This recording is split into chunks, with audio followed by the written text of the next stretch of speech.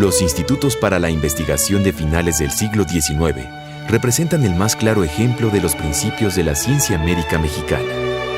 En su trabajo, reflejaron en un cristal muy mexicano la imagen de las tres grandes disciplinas que al finalizar el siglo XIX dominaban la medicina: la fisiología, la patología y la bacteriología. Ideología y enseñanza.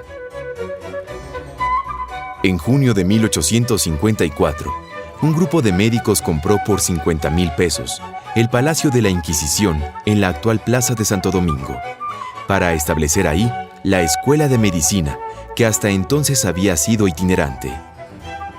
La Escuela de Cirugía surgió en 1856. Nuevamente se enseñó anatomía en el cadáver y se abandonó la enseñanza teórica y dogmática que había imperado hasta entonces.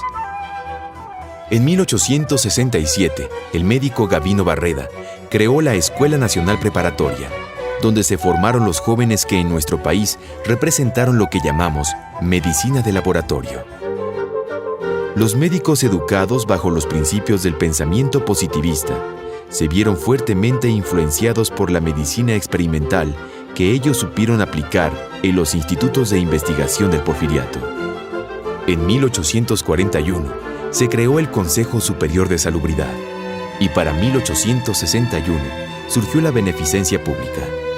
Con estas acciones se reglamentó el funcionamiento de los hospitales y se crearon otros de carácter público y privado.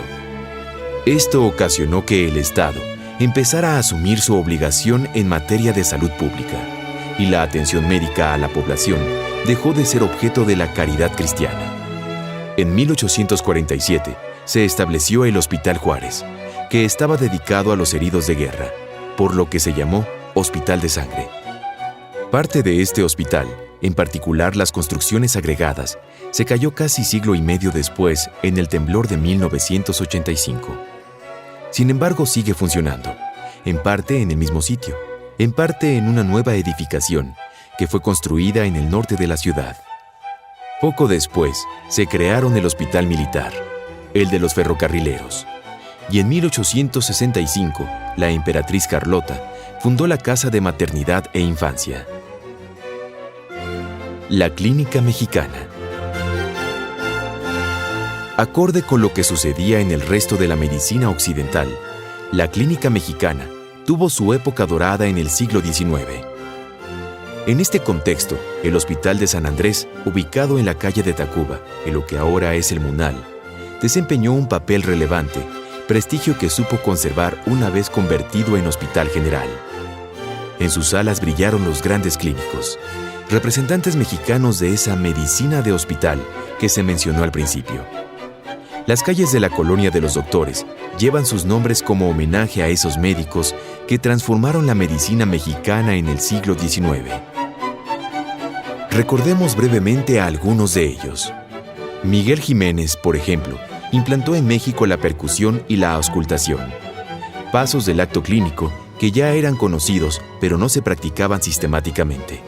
Hasta la fecha son indispensables y valiosísimos en el estudio de los enfermos.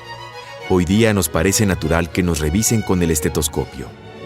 También inició la práctica de drenar los abscesos hepáticos con trócar y no con una incisión quirúrgica, lo que era imposible de realizar con éxito en aquella época. Otro ejemplo es el doctor Luis Hidalgo y Carpio, quien fue el autor de la doctrina médica contenida en el Código Penal de 1871. En el siglo XIX destacaron un gran número de médicos mexicanos en todos los campos, pero podríamos hablar sobre todo de los clínicos y los cirujanos. Dentro de los clínicos, hablemos por ejemplo de Juan María Rodríguez, un muy destacado obstetra, Manuel Uribe y Troncoso, un oftalmólogo también muy brillante. Mencionemos también, por ejemplo, a Rafael Lucio, quien hizo observaciones muy atractivas en la lepra, las cuales incluso se siguen usando hasta la época actual. En el campo de la cirugía podremos mencionar, por ejemplo, a Pablo Martínez del Río, quien realizó las primeras transfusiones. Recuerdo igualmente a Rafael Avista, este médico realizó la primera histerectomía por vía abdominal.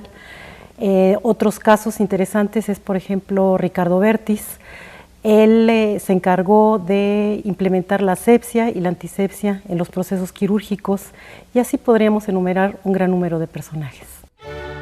El gran clínico José Terrés pugnó por la propedéutica y la semiología, principios que plasmó en su libro Curso Libre de Clínica Médica. La idea era ver muchos enfermos y aprender observándolos al lado de su cama. En esa época las especialidades médicas se definieron de modo muy semejante a como las entendemos ahora. Por otro lado, no se pueden olvidar aquellos médicos que, sin ser investigadores de tiempo completo, como los que hay ahora, dedicaron su esfuerzo y a veces su propio dinero a la experimentación. Mencionaremos, por ejemplo, a Ignacio Alvarado, fisiólogo que estudió la fiebre amarilla en Veracruz. La medicina mexicana experimentó notables avances a partir de 1835 y hasta el inicio del periodo de afianzamiento del Porfiriato en 1887. Después de siglos de prejuicios y conceptos equivocados, finalmente la medicina incorporó los descubrimientos de las demás ciencias a su práctica y se hizo científica. Este periodo se puede resumir y significar con las palabras modernización, clínica, institucionalización y reconocimiento social por los pares y el gobierno.